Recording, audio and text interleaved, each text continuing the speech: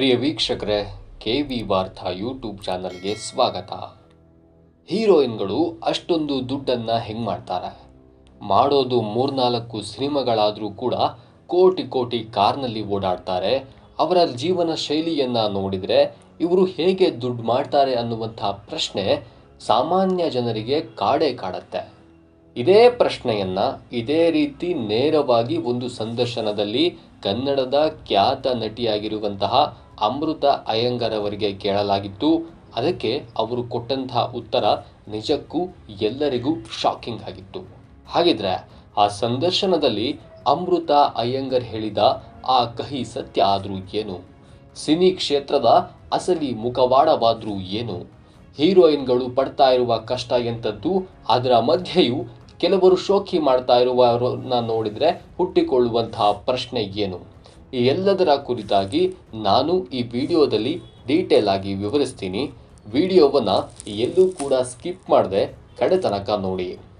ಪ್ರಿಯ ವೀಕ್ಷಕರ, ನಾನು ಪ್ರತಿ ಬಾರಿ ಹೇಳಿದಾಗೆ ಸಿನಿಮಾ ಕ್ಷೇತ್ರದ ಮಂದಿಯನ್ನು ನೋಡಿದಾಕ್ಷಣ ಅವರ ಲೈಫು ಕೂಡ ಅಷ್ಟೇ ಕಲರ್ಫುಲ್ ಆಗಿ ಇರುತ್ತೆ ಅಂತ ಸಾಮಾನ್ಯ ಜನರಿಗೆ ನೋಡೋದಕ್ಕೆ ಅನಿಸುತ್ತೆ.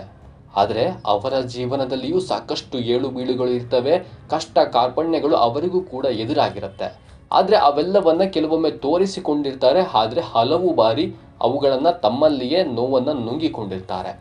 ಇದೀಗ ಸಾಕಷ್ಟು ಜನರಿಗೆ ಇರುವಂತಹ ಕುತೂಹಲ ಅಂದರೆ, ಹೀರೋಯಿನ್ಗಳು 1-2 ಸಿನಿಮಾ ಮಾಡಿರ್ತಾರೆ, ಆ ಹೀರೋಯಿನ್ಗಳಿಗೆ ಎಷ್ಟು ಸಂಭಾವನೆ ಕೊಡ್ತಾರೆ? ಹೀರೋಗಳ ಮಟ್ಟಿಗೆ ಹೋಲಿಸಿದ್ರೆ ಹೀರೋಯಿನ್ಗಳಿಗೆ ಕೊಡುವಂತಹ ಸಂಭಾವನೆ ಯಾವ ಲೆಕ್ಕಕ್ಕೂ ಬರೋದಿಲ್ಲ. ಅಷ್ಟು ಕಡಿಮೆ ಸಂಭಾವನೆಯನ್ನು ಕನ್ನಡದಲ್ಲಿ ಹೀರೋಯಿನ್ಗಳಿಗೆ ಕೊಡಲಾಗ್ತಿದೆ.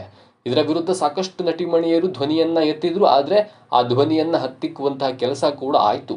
ಹೀಗಿದ್ರೂ ಕೂಡ ಕೆಲವು ಹೀರೋಯಿನ್ಗಳು ಒಂದು 2-3 ಸಿನಿಮಾ ಮಾಡಿದರೆ ಅವರ ಶೋಕಿಯನ್ನು ನೋಡೋದಕ್ಕಾಗೋದಿಲ್ಲ. ಆ ಮಟ್ಟಿಗೆ ಕಾರು ಲಕ್ಸುರಿ ಜೀವನವನ್ನು ಅವರು ನಡೆಸ್ತಾ ಇರ್ತಾರೆ. ಸಾಕಷ್ಟು ಇತ್ತೀಚೆಗೆ ಕೂಡ ಒಬ್ಬರು ನಟಿಮಣಿಯ ವಿರುದ್ಧ ಇಂತಹ ಒಂದು ಆಕ್ಷೇಪಾರ್ಹ ಒಂದು ಆರೋಪಗಳು ಕೂಡ ಕೇಳಿ ಬಂದಿದ್ವು. ಆಕೆ ಪ್ರೈವೇಟ್ ಜೆಟ್ಟನ್ನು ಕೂಡ ಇಟ್ಕೊಂಡಿದ್ದಾಳೆ ಅನ್ನುವಂತಹ ಒಂದು ಗಂಭೀರ ಆರೋಪವನ್ನು ಕೂಡ ಮಾಡಲಾಗಿತ್ತು. ಹೀಗಾಗಿಯೇ ಇತ್ತೀಚಿನ ದಿನಗಳಲ್ಲಿ ಇನ್ನಷ್ಟು ಕುತೂಹಲ ಜನರಿಗೆ ಹೆಚ್ಚು.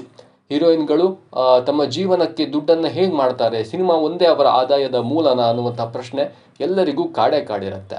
ಇದೇ ಪ್ರಶ್ನೆಯನ್ನು ಅಮೃತ ಅಯ್ಯಂಗಾರ್ಗೆ ಒಂದು ಸಂದರ್ಶನದಲ್ಲಿ ಕೇಳಲಾದಾಗ ಅವರು ಕೊಟ್ಟಂತಹ ಉತ್ತರ, ಸಿನಿಮಾವನ್ನು ನಂಬಿಕೊಂಡು ದುಡ್ಡು ಮಾಡಿದ್ದೀನಿ, ಯಾರಾದರೂ ಹೀರೋಯಿನ್ನು ದುಡ್ಡು ಮಾಡಿದ್ದೀನಿ ಅಂದರೆ ಅದು ಶುದ್ಧ ಸುಳ್ಳು. ಸಿನಿಮಾ ಮೂಲಕ ಹೀರೋಯಿನ್ಗಳು ದುಡ್ಡು ಮಾಡೋದಕ್ಕೆ ಸಾಧ್ಯವೇ ಇಲ್ಲ. ಅದು ಅವರ ಜೀವನಕ್ಕೆ, ಅವರ ಬಟ್ಟೆಗೆ ಅಥವಾ ಅವರ ಒಂದು ಸಾಮಾನ್ಯ ಜೀವನವನ್ನು ಲೀಡ್ ಮಾಡೋದಕ್ಕೆ ಮಾತ್ರ ಸಾಧ್ಯವಾಗತ್ತೆ. ಅದರಲ್ಲೂ ಹೀರೋಯಿನ್ ಅಂತ ಒಂದು ಪಟ್ಟಕ್ಕೆ ಏರಿದಾಗ ಅದನ್ನು ಮೇಂಟೈನ್ ಮಾಡಬೇಕು, ಅಲ್ಲಿಗೆ ಅದು ಎಲ್ಲ ಸರಿಯಾಗತ್ತೆ ಹೊರತು ಅದರ ಹೊರತಾಗಿ ಯಾವುದೇ ಶೋಕಿ ಐಷಾರಾಮಿ ಲಕ್ಸುರಿ ಜೀವನವನ್ನು ಕೇವಲ ಸಿನಿಮಾದಿಂದ ಬರುವಂತಹ ಹಣದಿಂದ ಮಾಡೋದಕ್ಕೆ ಸಾಧ್ಯವಾಗೋದಿಲ್ಲ. ನಾನು ಇಷ್ಟು ಸಿನಿಮಾ ಕೂಡ ಮಾಡಿದರೂ ಒಂದು ಮನೆಯನ್ನು ಕಟ್ಟೋಕ್ಕಾಗಿಲ್ಲ, ಒಂದು ಕಾರನ್ನು ತೆಗೆದುಕೊಳ್ಳೋಕ್ಕಾಗಿಲ್ಲ ಅನ್ನುವಂತಹ ಒಂದು ನೋವನ್ನು ಅಮೃತ ಅಯ್ಯಂಗಾರ್ ಅವರು ಹೊರಹಾಕಿದ್ದಾರೆ. ಜೊತೆಗೆ ನಿರ್ಮಾಪಕರು ಹಾಗೇನೆ ನಟರ ವಿರುದ್ಧವೂ ಪರೋಕ್ಷವಾಗಿ ತಮ್ಮ ಅಸಮಾಧಾನವನ್ನು ಅವರು ಹೊರಹಾಕಿದ್ದಾರೆ. ಕೆಲವು ನಿರ್ಮಾಪಕರು ನಟಿಯರಿಗೆ ಹಣವನ್ನು ಕೊಡೋದಕ್ಕೆ ಬಹಳಷ್ಟು ಹಿಂದೇಟು ಹಾಕ್ತಾರೆ. ಕೆಲವೊಂದು ಬಾರಿ ದುಡ್ಡು ಕೇಳೋದಕ್ಕೇನೆ ನಾನು ಹಿಂದೆ ಮುಂದೆ ನೋಡಿದ್ದಿದೆ.